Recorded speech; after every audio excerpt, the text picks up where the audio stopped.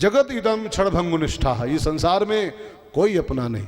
अच्छा एक बात बताओ, हम लोग खाली कहते हैं कि बेटा हमरा है, बेटा हमरा है। हकीकत यह है कि बेटा बहू की अमानत है। बहू जिस दिन आएगी ना, और फिर उस दिन हालचाल बताइएगा क्या हालचाल है, किसका बेटा था वो। हाँ, वो बहू की अमानत है, बहू की खैरात रखी आपके यहाँ है, आते ही छीन लगी हो, आते ही। फिर उसी दिन से आप उसके लिए देखना, अभी तो नहीं कह रहा हूं, देखना आगे क्या होने वाला है। संसार की यही तो हाल लेखा जोखा है, लोग खाली भूल में जीते हैं, हमरे भैया हमरे। वो बहू की अमानत रखी आप क्या है, शादी होने तो फिर देखना हो उसको लेके जाएगा घूमने टेहरी, पौड़ी गढ़वाल, अब बड़े बड़े सुख हो गए यहीं पर। बीमारी का फोन जाएगा, बेटे के पास फोन जाता है ना बीमारी का, बहू बीमार हैं पिताजी, चलिए आओ घर। कहते नहीं मौका नहीं है, बच्चों का एग्जाम चल रहा है। किसका था, किसका था, आपका है क्या, खाली भूल है आपकी बस। अच्छा बिटिया हमारी है क्या, बिटिया दामाद की अमानत है, उसको पालो पोसो पढ़ाओ लिखाओ, दामाद की अमानत रखी आप क्या। शादी होते ही ले जाएगा वो, और फिर फोन करोगे तो वहां से बिटिया बोलेगी बाबूजी सॉरी एग्जाम चल रहा है बच्चों का, इस समय नहीं आ पाएंगे। हाँ इस समय किसकी थी, किसकी थी, खाली भूल में इंसान जी रहा, हमारे भैया हमारी बिटिया। हाँ? पश्यानिशम जगदिदम क्षणभंगु निष्ठा, कौन किसका इस संसार में प्यार है। धुंधकारी मेरा है, ये मान्यता आपको दुखी किए हुए। ध्यान देना भाई बहनों, रामायण में एक बड़ी प्यारी चौपाई है। रामायण में गोस्वामी जी कहते हैं ना, दुखों का कारण क्या है, दुखों की जड़ कहां पर है, जहां सब दुख पैदा होता है वो जड़ खोजो। रामायण में खोज की लिखी हुई। गोस्वामी जी कहते हैं, मोह सकल व्याधिन कर मोला, मोह सकल व्याधिन कर मोला। ये रामायण में गोस्वामी जी ने खोज के लिखा है, सारी व्याधियों का मूल, सारे दुखों का मूल कहां है, मोह में। मोह, मोह माने ये मेरा और ये मेरा।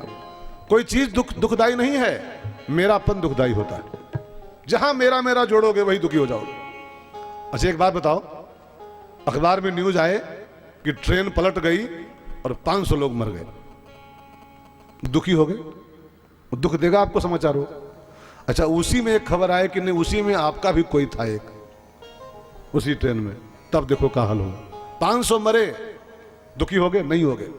ऊपर भले झूठ को बोल दे अरे ठीक नहीं हुआ, अरे राम जी बड़ा, लेकिन उसी में एक फोन आया कि आपका भी कोई समझा रहा था, वो भी जूझ गया उसी में। हाँ? तब क्या अंजाम होगा अंदर। क्यों 500 मरे तो उसका असर तो नहीं पड़ता है, और एक मरा तो उसका असर पड़ जाता है, क्योंकि उस एक के साथ हमने जोड़ दिया था अपना मोह, अपना मेरा। दुख का कारण कोई व्यक्ति नहीं है, दुख का कारण हमारा मोह होता है।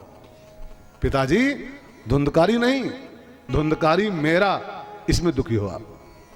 अरे हम राम जी के, राम जी हमारे हैं, कौन मेरा संसार में, राम जी खाली मेरे हैं बस। इस बात में आ जाओ, सुखी हो जाओगे। भगवान मेरे, हम भगवान के। आत्मदेव जी अपने बेटे की इस गीता को सुने, उनको ज्ञान हो गया, और धुंधकारी मेरा को निकाल के फेंक दिया, और मेरे ठाकुर जी बस, मेरे तो गिरधर गोपाल, दूसरों ने कोई। उठाए भागवत की पोथी आत्मदेव जी, और रात को चुपचाप घर से निकल लिए, जंगलों में चले गए, और भागवत का पाठ करते हुए परम शांति की प्राप्ति किया, आनंद में जीना शुरू कर दिया। ठीक है ना। अब धुंधली जो थी, धुंधकारी की मां, वो अपने बेटे से त्रस्त हो गई तो कुएं में गिर गई, कूद गई, आत्महत्या कर लिया। गोकर्ण जी देखे घर में बड़ी खुराफात हो रही है, तो गोकर्ण जी चले गए तीर्थ यात्रा में, हरिद्वार, काशी, बनारस, नीलकंठ, बद्री, केदार घूमना शुरू कर दिया कि यहां बड़ा लफड़ा है, चलते घूमने गए। अब घर में बचा कौन, भाई साहब तीर्थ यात्रा में, पिताजी जंगल में, मम्मी कुएं में, कौन बचा, धुंधकारी अकेला, पूरी हवेली में अकेला धुंधकारी बचा। वो कोठे पर आया, वैश्याओं से कहा अरे देवियों यहाँ कहाँ पड़ी हो ये छोटी सी कोठरी में, हमारी पूरी हवेली खाली हो गई, चलो वहीं चल के मौज करते हैं। अब धुंधकारी उन 5 वैश्याओं को लेके अपने घर में लाया, घर में रखा, और पापाचार में लिप्त हो गया। और वैश्याएं जो थी 5 मिलकर के धुंधकारी की सारी संपत्ति पी गई, सब खा गई उसके घर में जो भरा था। अब क्या खाएं? तो धुंधकारी वैश्याओं के लिए जहां तहां चोरी करना शुरू किया। घर में सब खत्म हो गया तो चोरी करना शुरू कर दिया। जहां तहां जाए चोरी करके लाए, वैश्याओं के आगे सब रखे। एक दिन तो राजमहल में चोरी कर बैठा हो, राजा के यहां सेंध लगा दिया राजमहल में और बक्सा उठा लाया गहनों वाला। अब वैश्याओं के आगे जो गहनों का बक्सा डाला ला करके 2500 किलो गहने उसमें सोने चांदी के। वैश्याएं बड़ी खुश हुई देख करके माल। फिर लगा वैश्याओं को कि ये माल तो राजमहल का है, अभी तो रात है, चोरी का जब सवेरे खुलेगा तो राजा के सैनिक चारों ओर दौड़ेंगे, घर घर में छापामारी करेंगे, तलाशी लेंगे, हमारे घर भी तलाशी होगी तो ये माल भी जब्त होगा और धुंधकारी की फांसी हो जाएगी। राजमहल की चोरी आसान चोरी है क्या? इसकी फांसी हो जाएगी और ये माल भी जाएगा। तो ये जाए तो जाए, माल नहीं जाना चाहिए, इसकी फांसी तो पक्की ही है। तो वैश्याओं को लगा इसकी जब फांसी पक्की है तो इसकी फांसी हम पहले ही काहे न कर दें, इसको मारें, माल बचाएं। ये रहेगा तो ये पकड़ा जाएगा, कबूल करेगा तो ये भी जाएगा, माल भी जाएगा। इससे बढ़िया न रहेगा बांस न बजेगी बांसुरी, गवाही ही खत्म हो जाए। और धुंधकारी जो खा पी के लेटा सोने के लिए, रात को 2-2:30 बजे पांचों वैश्याएं मिलके उसको रस्सा कस दी गले में, उसके गला खींच दिया उसका रस्से से, नहीं मरा तो अंगारों से उसका मुंह भर दिया और उसको मिलके पांचों वैश्याओं ने खत्म कर दिया। जिसको खिला रहा था वही खा गई उसको। ये जो वैश्याएं हैं ना प्यारे, लगता है खाली खाओ पियो मौज कर लो, लगता है जिसको खिला रहे हम लोग हैं वो हमको ही खा रही, उल्टे हमको ही खा जाते। अच्छा ये बताओ, दारू इंसान पी रहा है क्या? कई लोग कहते हैं हम दारू पीते हैं। अभी उसकी भूल है कि हम दारू पीते हैं, सच्चाई ये है कि दारू उसको पी रही है, दारू वो नहीं पी रहा है, दारू उसको पी रही है। लेकिन इंसान कहता कि हम शाम को पीते हैं, शाम को खाक पी पाओगे, वो आपको पिए जा रही है। कोई कहता बीड़ी हम पीते हैं, बीड़ी वो पीता है, बीड़ी उसको पी रही है। ये उसकी भूल है खाली, जिसको हम खिला रहे हैं वो हमको ही खा रही है प्यारे बैठे बैठे। सिगरेट हम पीते हैं क्या? उसको हम चूस पाएंगे, वो हमको चूस रही है। कितनी औकात इंसान की बीड़ी पी जाए, वो बीड़ी उसको पी जाती है। मैंने पढ़ा था किसी अखबार में, एक बीड़ी खत्म करते ही, एक सिगरेट इंसान जो पी के पूरी करता है उसकी जिंदगी में से 8 मिनट माइनस कम पड़ जाते हैं। कौन किसको पी रहा था? बीड़ी हम पी रहे थे, बीड़ी हमको चूस रही थी। दारू हम पीते हैं, दारू हमको पीती। मैं तो सच बताऊं ना प्यारे, जितनी मौतें नदियों में डूब के नहीं होती हैं, नदी में, तालाब में, कुएं में, समुद्र में डूब के जितनी मौतें नहीं होती हैं, उससे कहीं अधिक मौतें एक दारू गिलास में डूब के होती हैं प्यारे। जितनी हत्याएं ये दारू गिलास कर चुका है समाज में, उतनी हत्याएं तो शायद नदियों में डूब के नहीं होती। छोटे से गिलास में डूब के करोड़ों लोग मर चुके हैं प्यारे, अरबों लोग मर चुके हैं। इंसान खाली भ्रम में जीता है कि हम पी रहे हैं, ये हमको पी रहा है। सब जिन्हें खिला रहा था वो वैश्याएं खा गई, उसको मार दिया। दुष्ट महिलाओं ने मिलकर के धुंधकारी का वध कर दिया। चाणक्य नीति आपने पढ़ी कभी? चाणक्य नीति, चाणक्य नीति में चाणक्य जी ने एक बड़ा प्यारा श्लोक लिखा है। लिखते हैं वो पंडित जी कि 4 वस्तुएं संसार में ऐसी हैं, अगर 4 में से कोई एक वस्तु आपके साथ है, 4 में से कोई एक, तो मान लो कि हमारी मौत हमारे साथ है, किस दिन मारेगी भरोसा नहीं। कौन कौन 4 चीजें? नंबर 1, दुष्टा भार्या, दुष्ट स्त्री अगर आपके साथ है, जान लो हमारी मौत मेरे संग रह रही, कब मारेगी भरोसा नहीं। चाणक्य नीति का श्लोक है। सठम मित्रम, मूर्ख दोस्त अगर आपका है, बेवकूफ मित्र, कहां मरवाएगा कहां फंसाएगा भरोसा नहीं इसका। दुष्टा भार्या, सठम मित्रम और भृत्यस्य उत्तरदायिका। भृत्य माने नौकर, सर्वेंट, सेवक, ठीक है ना। उत्तरदायक अगर हो गया है, वो जवाब दे, तुरंत ही मुंह पकड़ लेता है। कोई बात कहो तुरंत ही जवाब देता है पट से, तो जान लो कि बस इसी हमारी छुट्टी करने वाला है, या आपकी छुट्टी कर दे, उसके पहले उसकी छुट्टी आप कर दो। भृत्यस्य उत्तरदायक। और सर्पेच ग्रहे वासो मृत्युरेव न संशय। चाणक्य में लिखा है, जिस घर में आप रहते हो उसी घर में कहीं पर किसी कोने में सांप अगर रहता है, किसी गड्ढे में, और सांप और आप एक ही घर में रह रहे हो, तो जान लो कि किस दिन काटेगा, कब काटेगा, कोई भरोसा इसका नहीं, कब मारेगा। 4 चीजें मौत के समान है। दुष्टा भार्या, सठम मित्रम, उत्तरदायक नौकर और ससर्पे च ग्रहे।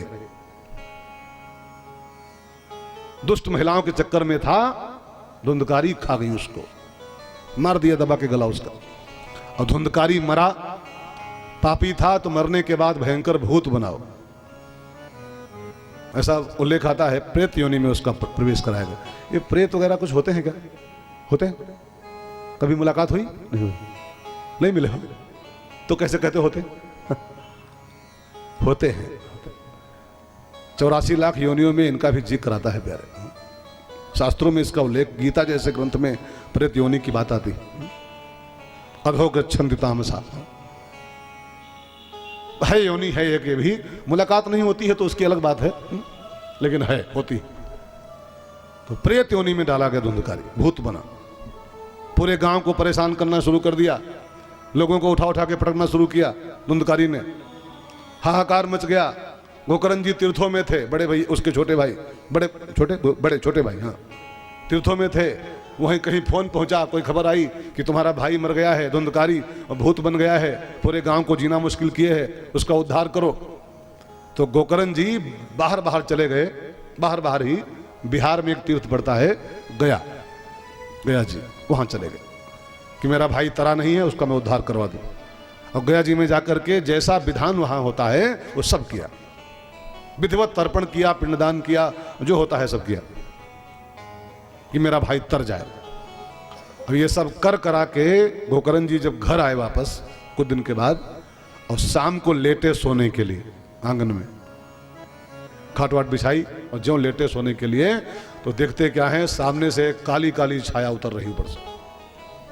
वो छाया कभी भैंसा बन जाए, कहीं कुछ बन जाए, कहीं कुछ बन जाए, भांति भांति के रूप धर के डराए।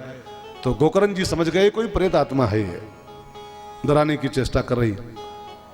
तो गोकर्ण ने हाथ में जल लिया और जल लेके उसको मंत्रों से सिद्ध किया और छींटा मारा, कौन है बोल, कौन है तू? तो भूत बोला रोते हुए, क्या बोला? तब रोकर बोला प्रेत वहां, भैया तुमको क्या बतलाऊं। तब रोकर बोला प्रेत वहां, भैया तुमको क्या बतलाऊं। हो गया प्रेत मैं कर्मों से, हो गया प्रेत मैं कर्मों से, क्या दशा आपनी बतलाऊं। हो गया प्रेत मैं कर्मों से, क्या दशा आपनी बतलाऊं।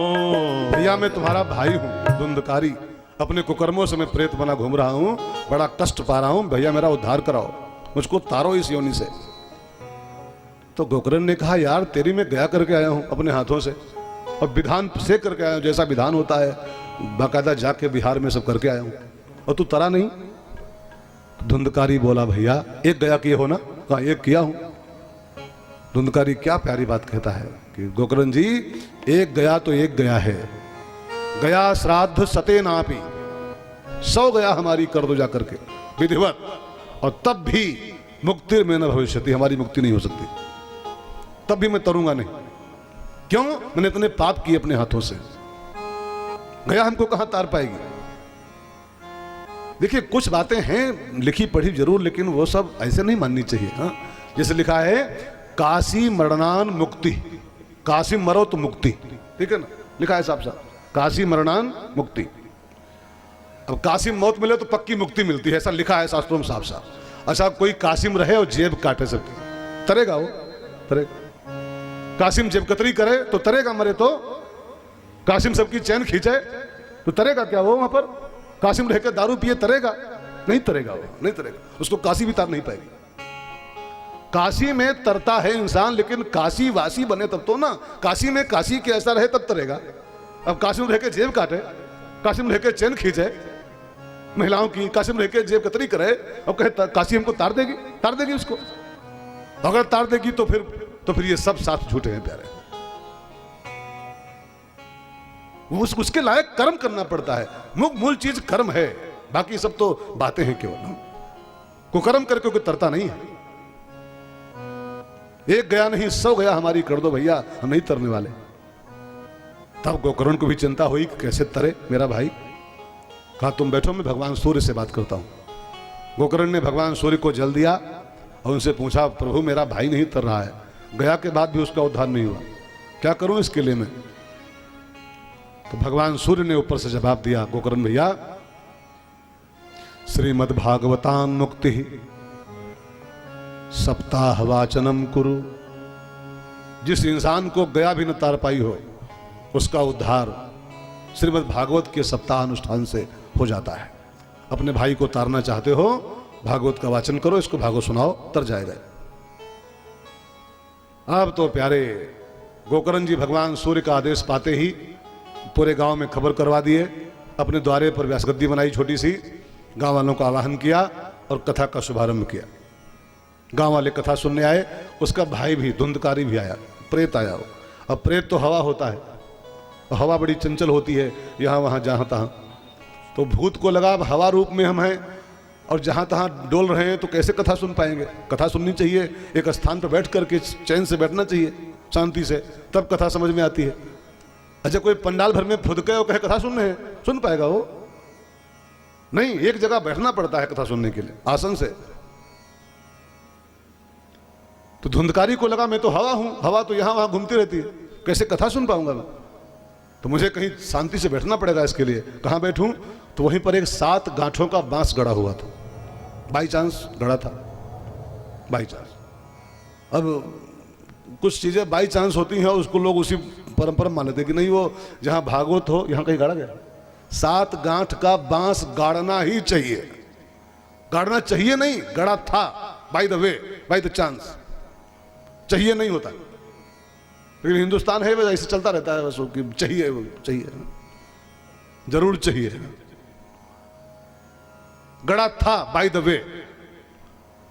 और वो भूत को लगा मैं चैन से बैठूं, कहां बैठूं, जगह चाहिए, वहां बैठ जाऊं तो मैं कस के बैठूं, शांति सुनूं भागवत शाम तक। तो उसी बांस के छेद में बैठ गया, एक गांठ के ऊपर। 7 गांठों का बांस था, सब बाई चांस था वो, लेकिन वो बाई चांस को लोग परंपरा बना देते। एक पंडित जी थे ना, भिखारी था एक, तो कुछ भीख मांग के 4-20 पैसे इकट्ठा किए, 20-25 रुपए। फिर हुआ कि जाएं कहीं नहा लें किसी तीर्थ में, तो प्रयागराज गया नहाने के लिए। ध्यान देना कथा पर। नहाने गया तो उस समय भोर का समय था, कोई था नहीं घाट पर, अकेला पहुंच गया हो। उसके पास 25 रुपए की वो थी पोटली है, सिक्के थे 25। तो हुआ कि नहाने जाना है, ये रहेगी तो ये कहीं गिर जाएगी पानी में, कहीं इसको दबा दें, कहीं धर दें, फिर नहा के आएंगे तो उठा लेंगे। तो उसने क्या किया, थोड़ी बालू हटाई, उसी में वो पैसा दबाया पोटली, और फिर कहीं बह न जाए तो ऊपर एक वो बना दिया, वो बालू का एक ढेर लगा दिया कि लौट के आएंगे तो भी देख लेंगे, नहा लेंगे, खोद लेंगे। तो बालू का एक बना दिया ऐसे शिवलिंग टाइप का। फिर नहाने चला गया। उसके पीछे एक भगत जी दूसरे आ रहे थे नहाने के लिए, तो देखा ये बना रहा है बैठा गोल गोल कुछ, फिर नहाने गया है। तो उनको लगा शायद यही करना चाहिए, तब नहाने का फल मिलता है।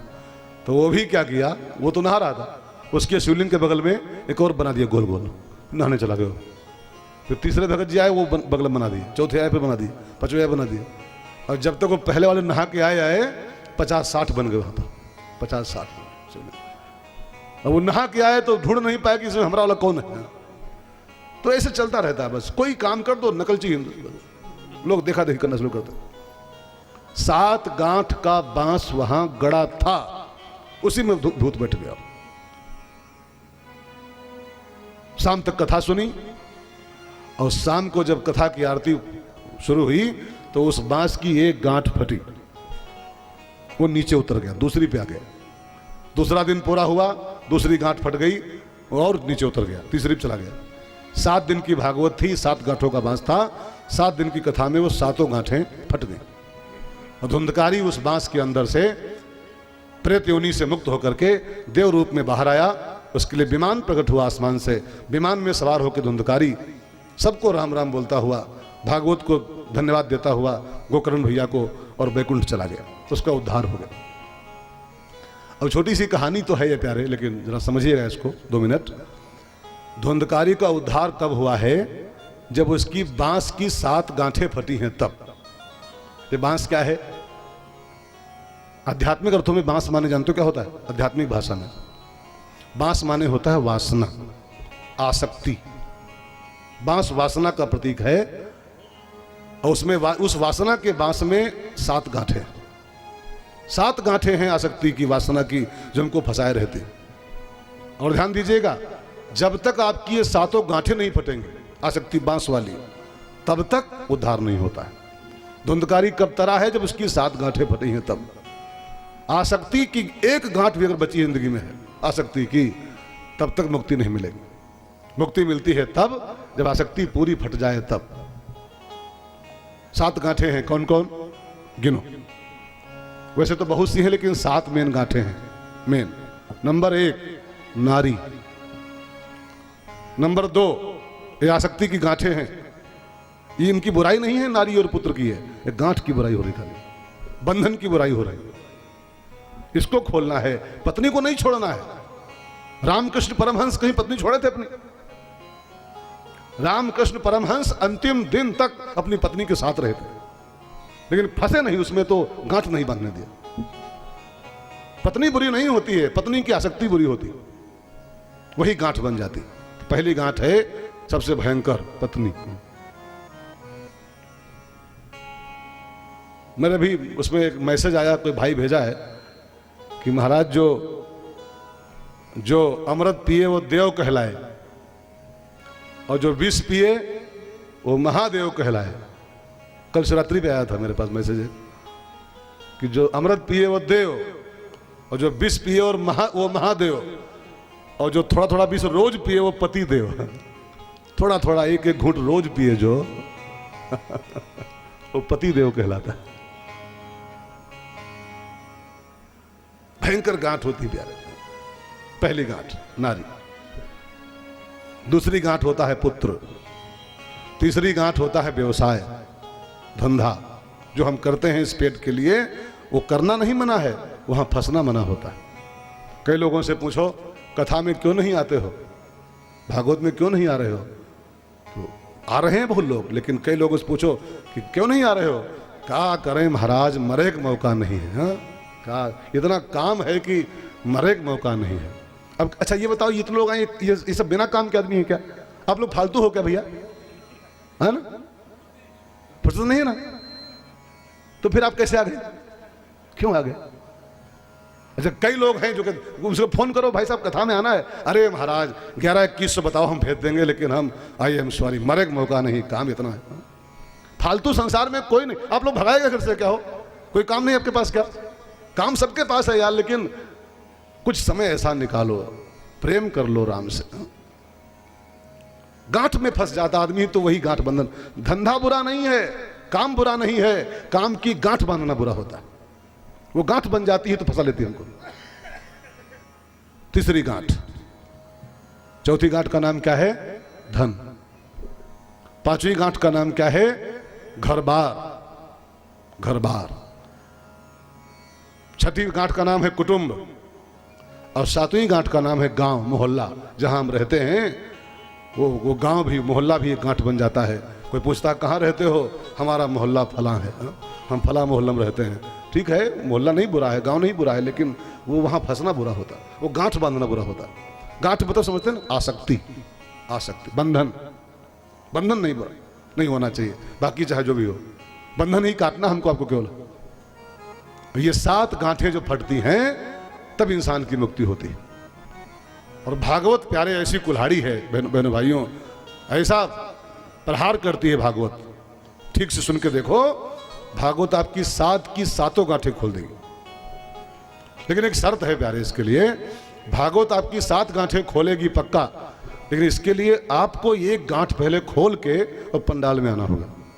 एक गांठ आप खोलो तब पंडाल में आओ, तब भागवत आपकी 7 गांठें खोलेंगी, ये हमारा पक्का विश्वास। वो एक गांठ आपको खोल के आना है। वो कौन सी गांठ है? अहंकार की गांठ। वो अपने आप खोल के आप पहले आओ। पंडाल के अंदर पांव धरने के पहले